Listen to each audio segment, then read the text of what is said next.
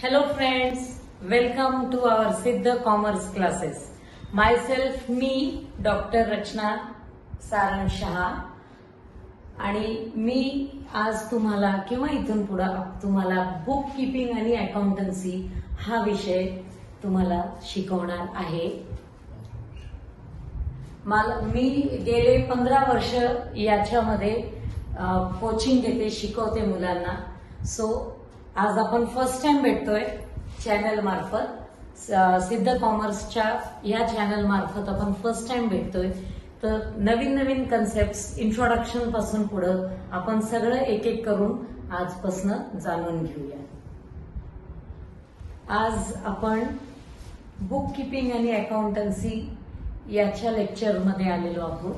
11वी मध्ये तुम्ही आल्यावर हा विषय तुम्हाला अगदीच नव्याने इंट्रोड्यूस झालेला आहे. तसं तर बरेच सब्जेक्ट्स तुम्हाला जवळजवळ सगळेच सब्जेक्ट्स नवीन आहेत, पण यातला हा बुक कीपिंग अँड अकाउंटन्सी हा one of the important subjects आहे तुमच्या कॉमर्स फील्डमध्ये.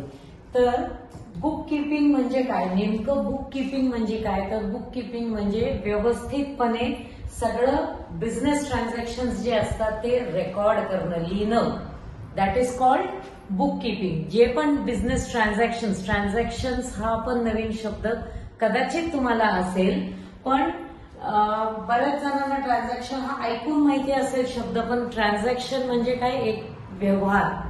एखादी वस्तू विकली, एखादी वस्तू खरेदी केली, आणि जेव्हा आपण खरेदी विक्रीचा व्यवहार करतो त्याला म्हणतात ट्रान्झॅक्शन. तर हे जे पण ट्रान्झॅक्शन्स होतात ते सगळं रेकॉर्ड करणं व्यवस्थित सिस्टमॅटिक पद्धतीने म्हणजे बुक कीपिंग. आणि अकाउंटन्सी म्हणजे काय, अकाउंटन्सी म्हणजे अगदी सोप्या बोली भाषेत सांगायचं झालं तर हिशोब ठेवणे. आपण जो पण पैशाशी रिलेटेड टर्म आहे, हा सब्जेक्ट सुद्धा अख्खा रिलेटेड टू मनी आहे. किती पैसे आले, किती पैसे गेले, हे सगळं तुम्ही याच्यामध्ये अकाउंटिंग ठेवता, म्हणजे हिशोब ठेवता. अकाउंटन्सी म्हणजे काय, तर पैशाच्या देवाणघेवाणचा केलेला हिशोब. That is called accountancy. तर हेच आपण सगळं ह्या सब्जेक्टमध्ये, ह्या विषयामध्ये शिकणार आहे. तसं जर बघायला गेलं तर अकाउंटन्सी किंवा अकाउंटिंग हा काही नव्याने किंवा अगदीच शाळेतच जाऊन शिकला पाहिजे, कॉलेजमध्ये जाऊन शिकला पाहिजे असा विषय ऍक्च्युली नाहीये. अकाउंटन्सी किंवा हिशोब ठेवणं हा प्रत्येक माणूस हा उपजत जन्मता शिकूनच आलेला असतो. तसं बघायला गेलं तर तो शिकून आलेला असतो. एखादा अडाणी माणूस जरी असेल तर भाजी विक्रेता घ्या तुम्ही, तो शिकलेलाही नसतो तरी पण त्याला बरोबर कळतं की आपला बिझनेस प्रॉफिटमध्ये रन होतोय का लॉसमध्ये रन होतोय. हे कसं कळतं त्याला, तो काय कुठल्या कॉलेजमध्ये किंवा माझ्याकडे येऊन शिकलेला नसतो की अरे टीच मी अकाउंटन्सी, मी भाजीचा बिझनेस करतोय आणि मला माहित नाहीये मी प्रॉफिटमध्ये का लॉसमध्ये. नाही, त्यांना आपल्यापेक्षा जास्त चांगलं कळतं इनफॅक्ट. का, कारण मुळातच माणूस हा हिशोब ठेवायला जन्मजात शिकून आलेला असतो की आपल्याकडे किती आलं आणि आपल्याकडनं किती गेलं, त्यातनं किती शिल्लक राहिले. जर सगळे खर्च जाऊन आपल्याकडे एक्सेस शिल्लक राहिले म्हणजे इट इज माय प्रॉफिट. हा इतका साधा सोपा अकाउंटिंग हा विषय आणि इंटरेस्टिंग आहे. जर हा आपण प्रॉपर इंटरेस्टने किंवा कन्सेप्ट त्याचे प्रॉपरली कळले तर इतका आवडता विषय होऊन जातो हा की काय त्याला लिमिट नाही. इतका छान इंटरेस्टिंग विषय आहे. तर याच्यातले फक्त अकाउंटन्सी म्हणजे आपण हे जे हिशोब लिहितो हा हिशोब एक प्रॉपर एक पद्धतीने लिहिला गेला पाहिजे, आणि ती पद्धतच आपण इथे येऊन शिकतो. हिशोब लिहायला सगळ्यांनाच येत असतं. फॉर एक्झाम्पल तुम्हाला जर पॉकेट मनी 100 रुपीज तुमच्या मम्मीने दिलेली आहे आणि तुम्हाला सांगितलं की हे तू यूज कर आणि कुठे यूज झाले, कुठं खर्च झाले, किती शिल्लक राहिले सांग. तर त्या 100 रुपयातनं समजा तुम्ही 10 रुपये पेन घेतला, तुमच्याकडे 90 रुपये राहिले, मग त्यातनं तुम्ही समजा 20 रुपीजचं काहीतरी खाल्लं, से यू एक वडापाव, तुमच्याकडे राहिले 70 रुपये. त्यातनं समजा तुम्ही आणखीन काहीतरी काहीतरी तुम्ही गिफ्ट घेतलं, गिफ्ट केलं, whatever, say 50 rupees, 20 rupees तुमच्याकडे बॅलन्स राहिला. तर हे जे काय केलंय, this is what it is in accounting. तुम्हाला दिलेलं 100 रुपयाचं तुम्ही केलेलं हे अकाउंटिंग आहे. हे सगळे केलेले तुम्ही खर्च आहेत, 10 रुपये, 20 रुपये, 50 रुपये हे केलेले खर्च आहेत. आणि हे जे बॅलन्स तुमच्याकडे राहिला, शिल्लक राहिली, दॅट इज कॉल्ड बॅलन्स. इतकं सोपं आहे. यातले फक्त टर्म्स आपल्याला थोडेसे सुरुवातीला माहिती करून घ्यायचे आहेत. तर पहिल्यांदा मी शब्द वापरला होता ट्रान्झॅक्शन. काय वापरला होता? ट्रान्झॅक्शन. ट्रान्झॅक्शन म्हणजे काय की समजा तुम्ही एका दुकानात गेला आणि त्या दुकानातनं तुम्हाला समजा टेक्स्टबुक विकत घ्यायची, तर तुम्ही ते टेक्स्टबुक घेता आणि त्याच्या बदल्यात काय देता? पैसे देता. Obviously it is monetary transaction. म्हणजे पैशाच्या बदल्यात बऱ्याच गोष्टी तुम्ही सगळ्याच गोष्टी तुम्ही विकत घेता. पैसा हा एकच मीडियम आहे की ज्याच्या माध्यमातून तुम्ही कुठलीही वस्तू किंवा कुठलीही सेवा, सर्व्हिस विकत घेऊ शकता. आणि ती देवाणघेवाण जी आहे, गिव्ह अँड टेक जे आहे, ती देवाणघेवाण किंवा गिव्ह अँड टेक यालाच म्हणायचं ट्रान्झॅक्शन. यालाच म्हणायचं ट्रान्झॅक्शन. आता ट्रान्झॅक्शन हा पैसे देऊन होतो सध्याच्या जगात, तर त्याला म्हणायचं मॉनिटरी ट्रान्झॅक्शन. आणि जी ट्रान्झॅक्शन विदाऊट मनी होते, विदाऊट मनी म्हणजे काय, तर पूर्वीच्या काळामध्ये वस्तूच्या बदल्यात वस्तू घेतली जायची. बार्टर सिस्टम तुम्ही ऐकली असेल. Barter system. बार्टर सिस्टम म्हणजे काय की समजा मला गहू हवे, तर गहूच्या ऐवजी मी त्याला काहीतरी वस्तू देईन. समजा एखादा कुंभार असेल आणि त्याला गहू घ्यायचा असेल, तर तो त्या गव्हाच्या बदल्यात काय देणार? मातीचे पॉट्स, मटके. That is called barter system. ह्या सिस्टमचे ट्रान्झॅक्शन जे होतात ते नॉन मॉनिटरी असतात आणि पैसे देऊन केलेले असतात, ते मॉनिटरी ट्रान्झॅक्शन असतात. मॉनिटरी ट्रान्झॅक्शन मध्ये पण 2 प्रकार, कॅश ट्रान्झॅक्शन आणि क्रेडिट ट्रान्झॅक्शन. कॅश म्हणजे लगेचच्या लगेच पैसे देणं. क्रेडिट ट्रान्झॅक्शन म्हणजे उधारी. आणि उधारी काय असते हे तुम्हाला सर्वांना व्यवस्थित माहिती आहे.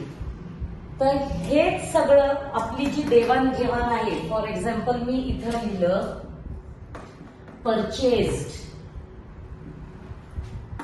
Bike, motor bike for ₹1 lakh. हे जर मी असं लिहिलं परचेस्ड बाईक फॉर ₹1 lakh, तर इथं मी बाईक परचेस केली, माझ्याकडे बाईक आली आणि त्याच्या बदल्यात मी काय दिलं? आय टूक बाईक अँड गेव मनी. मी काय घेतलं? बाईक घेतली आणि मनी दिला. हे सगळं जे मी केलं ना, याला म्हणतात ट्रान्झॅक्शन्स. आणि हेच प्रॉपरली बुकमध्ये एंटर करणं, राईट करणं, लिहिणं म्हणजेच काय? एंट्री करणं. एंट्री करणं म्हणजे काय? एंट्री हा शब्द येतो. एंट्री. एंट्री म्हणजे काय? ही एखादी जी ट्रान्झॅक्शन आहे ती एका सिस्टमॅटिक फॉर्मॅटमध्ये लिहिणं, बुकमध्ये लिहिणं म्हणजे एंट्री. तर एंट्री हा शब्द पण तुम्हाला कायम येईल. ती एंट्री आणि त्याचं एक छोटंसं एक्सप्लेनेशन. जसं आता हे ट्रान्झॅक्शन आहे, याची एंट्री मी केली बुकमध्ये. एंट्री केली म्हणजे मी लिहिलं. काय पद्धतीने लिहायचं हे मी पुढे जाऊन सांगेन तुम्हाला. पण हे जे मी लिहिलं ते काय आहे याचं छोटंसं एक्सप्लेनेशन जे आपण देतो, दॅट इज कॉल्ड नरेशन. असाच आणखीन एक टर्म येतो गुड्स. गुड्स म्हणजे काय? आपल्या भाषेत आपण बोलतो माल.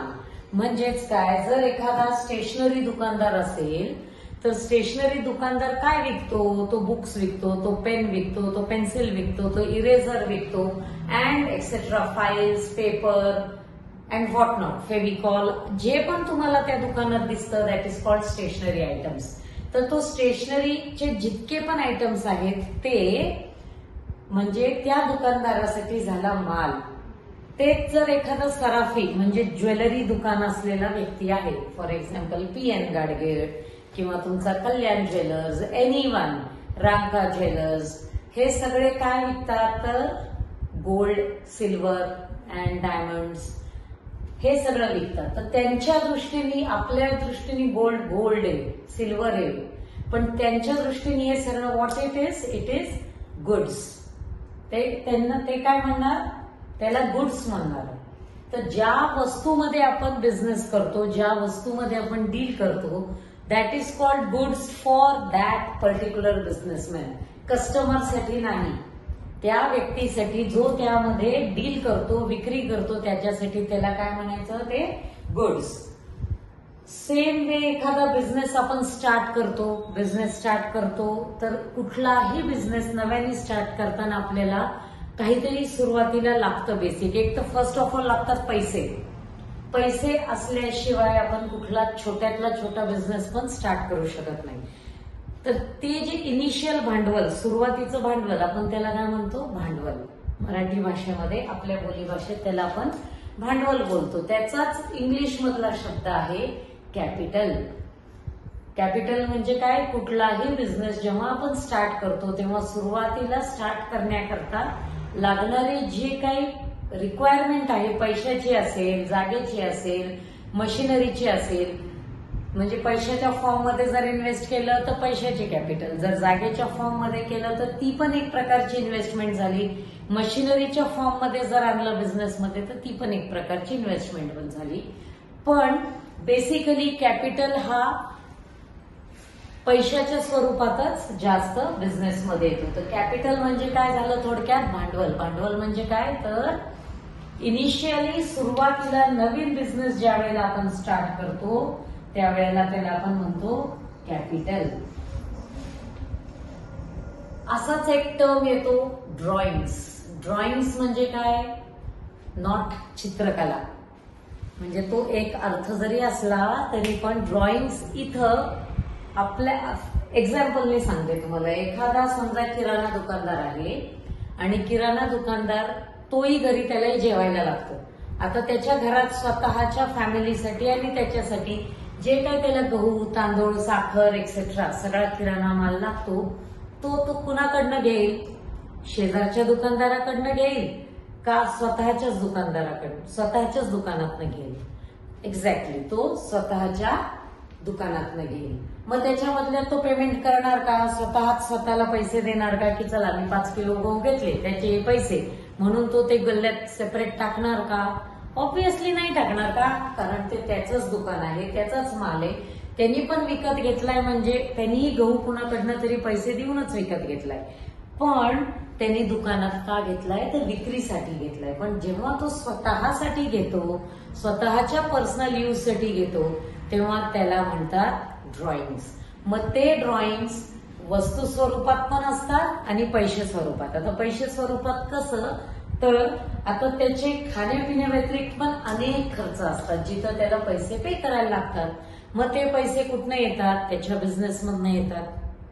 आणि तो बिझनेसच का करतोय, तर ऑब्व्हियसली पैसे कमवण्याकरता. मग त्यातनं जो पैसा तो काढतो स्वतःच्या पर्सनल यूज साठी, त्याला म्हणायचं ड्रॉइंग्स. ड्रॉइंग्स कसे असतात, 2 फॉर्म मध्ये असतात. एक तर वस्तू स्वरूपात आणि दुसरं पैसे स्वरूपात, कॅश, मनी स्वरूपात. असेच आणखीन टर्म्स आहेत, डेटर, क्रेडिटर, बॅड डेट्स. डेटर म्हणजे कोण, डेटर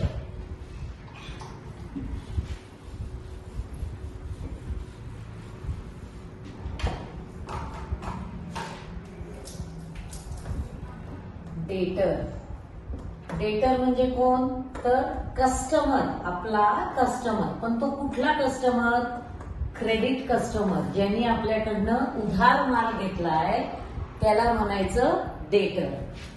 क्रेडिटर म्हणून एक लगेच टर्म येतो.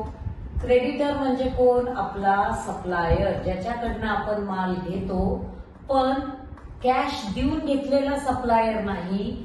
उधारीवर आपण जर माल घेतला असेल समोरच्या पार्टीकडनं तर तो आपला क्रेडिटर झाला. म्हणजे इथं टर्म काय आहे, you have to sell on credit, you have to purchase on credit, तरच तो समोरची पार्टी आपली डेटर किंवा क्रेडिटर होते. डेटर म्हणजे काय, इन शॉर्ट उधारीवाला कस्टमर, आणि क्रेडिटर म्हणजे कोण झाला इन शॉर्ट, तर उधारीवाला सप्लायर. बॅड डेट्स पण एक आहे. हे टर्म सगळे एकदम तुम्ही आता ऐकताय, तुम्हाला एकदम सगळं असं वाटेल इतकं सगळं कसं लक्षात ठेवायचं, पण डोंट वरी, हे इतक्या वेळेला यूज होतात पुढे की ते आपोआप तुम्हाला पाठ होऊन जातात. But still in starting, in beginning तुम्हाला हे थोडंसं वाचायला लागेल, थोडंसं लक्षात ठेवायला लागेल आणि हे नवीन असल्यामुळं करावं लागतं. बॅड डेट्स म्हणजे काय? आपले जे पैसे रिकव्हर झालेले नाहीत ते, विच आर नॉट रिकवर्ड.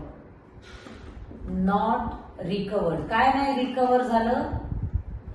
मनी, पैसे. समोरच्या पार्टीकडनं आपले पैसे रिकव्हर नाही झाले म्हणजे बुडाले. बुडाले, डुबलेले पैसे. आपण म्हणतो ना, त्यांनी मला बुडवलं, त्याचे पैसे दिलेच नाही त्यांनी मला.